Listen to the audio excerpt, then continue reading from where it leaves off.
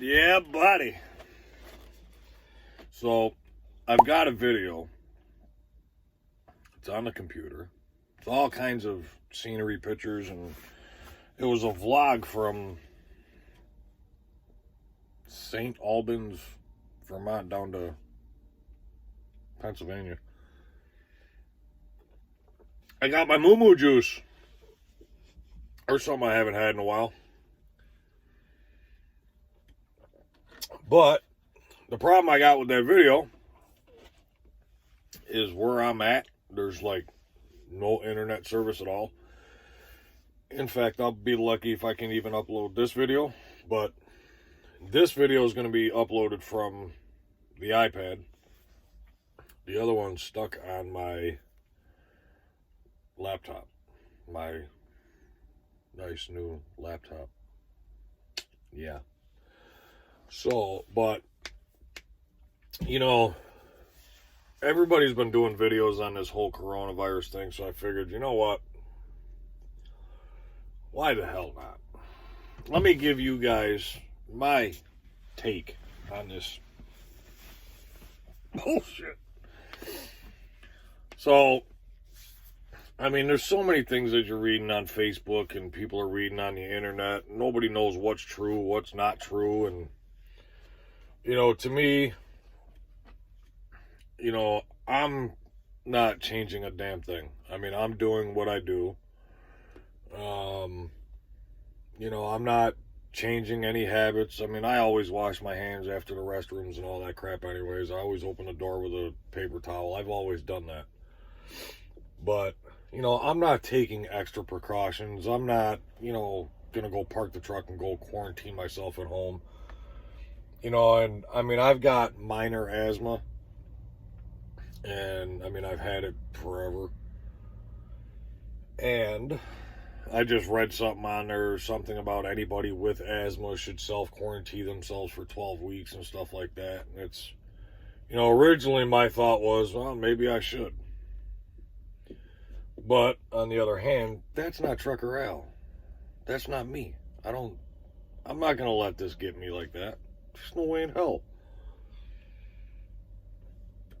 So, again, I'm going to continue doing what I do. Working. So, currently, this coronavirus is just, to me, I think it's just gotten out of hand. I think the government and social media has blown this way out of proportion. With all the stores and the restaurants and, bars and now bowling alleys and pretty much anything that holds 50 or more people, everything is, being shut down or closed. And, it's ridiculous. And then you got Pennsylvania that, closes down the truck stops, or the rest areas. They just opened up 13, I just read. They just reopened up 13 of them. Come on, people. Common sense. To me, it just goes to show, what type of people, are out here now. It's just the selfishness, and I think it's disgusting, the way that people are acting. And, with all the selfishness that you guys are seeing, on videos and Facebook and YouTube and stuff like that, I wanted to bring this up to, show you guys that, it's not everybody. So, for example, I had a load this morning. We dropped off in Massachusetts. It was a 2-drop stop. We picked it up in Pennsylvania from General Mills. So, big shout out to General Mills, and, big shout out to, Shaffer Trucking for allowing this to take place. But after we got done with everything, the 2-drop stop, it turned out we had 22 cases of yogurt left out on the truck because they were wrongly ordered, I guess. They ordered the wrong product. But anyways, I had 22 cases of yogurt on the truck. Had no idea what the hell to do with it. So General Mills was in the process of looking for a place to donate the yogurt to. And I didn't even think about it, but April had mentioned something, and it got me to thinking about my father, who just so happened to live about a half an hour away from where we were. Now, my father is the head supervisor of a condominium place that holds all senior citizens. So I figured that would be perfect. Donate 22 cases of yogurt to the seniors. So I contacted Shaffer. Shaffer contacted General Mills. General Mills approved it. Shaffer approved it. I called my father, and I ended up driving over to my father's place. Well, there's a plaza right next door. I had the truck. So we pulled into the plaza. My father came down with his avalanche, and we took the cases and the pallet off the truck. Here's a picture.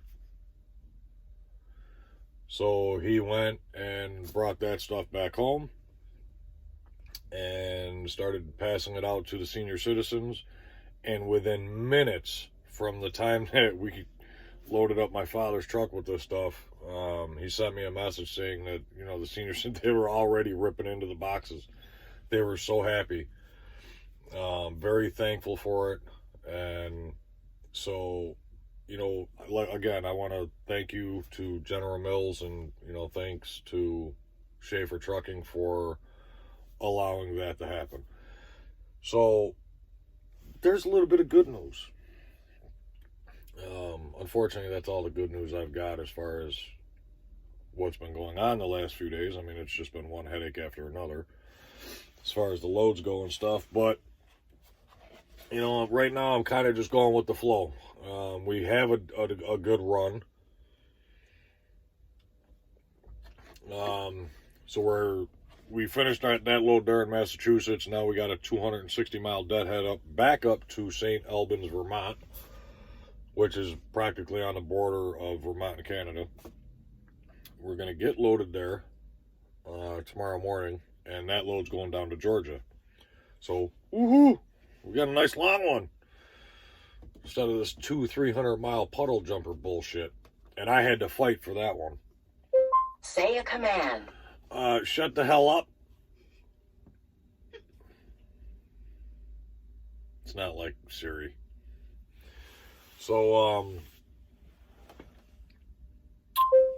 yeah, I had to fight. I had to call my boss's boss, and I had to have a little chat with him, because me and my boss just aren't seeing eye to eye. And, you know, on a bunch of different things. And, you know, I'm communicating. I speak my mind. It is what it is. And, you know, my boss just isn't doing his part. So, again, I went over his head. Coronavirus. I went over his head, spoke with the head guy, and we're going to hopefully get things turned around. So I ended up with this one here. Like, it's about a 1,500 mile all the way around between the deadhead and then the trip down to Georgia. It's about 1,500 miles. Now, originally this next load was supposed to pick up at 3 o'clock this afternoon. But seeing that my first stop on my last load decided to take 4.5, 5 hours to unload, I don't know, 4 or 5 pallets, 6 pallets maybe. That set me back quite a bit. And then having the overages and having to tend to that sent me back even further. And I would have been able to make it to the shipper and then actually be 3 hours into this next run, which would have put that load on my next paycheck. But seeing all the shit that I had to go through, that's not going to happen. But it's all right, because I'll be, you know, 1,500 miles ahead on the next week, I guess. So get a bad paycheck next week, and then the following paycheck will be huge. So that's currently where Trucker Al stands. Yes, April's still with me. I haven't kicked her out yet. Still here.